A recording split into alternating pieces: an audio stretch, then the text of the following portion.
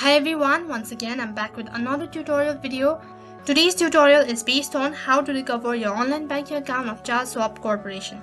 In this following video, I will be showing you step-by-step tutorial on how to recover your online banking account. You make sure to watch the video till the end and also make sure to follow the step correctly.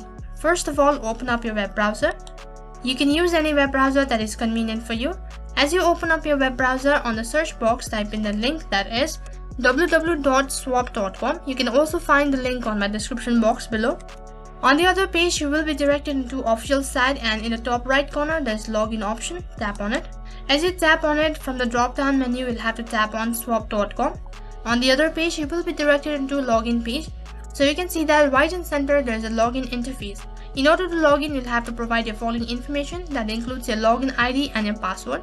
So if you're not able to log in because of your incorrect login information or your incorrect password or your user ID, so what you can do is in the bottom left corner there is forgot login ID or password.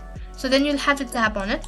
Next, you will be directed into help center, and you can see that right in center you'll have to provide all your basic information in order to verify your identity. So first of all, you'll have to enter your date of birth that is associated with your following bank account. Next, you can either enter your social security number or your tax identification number. So after that, you'll have to enter your primary zip code.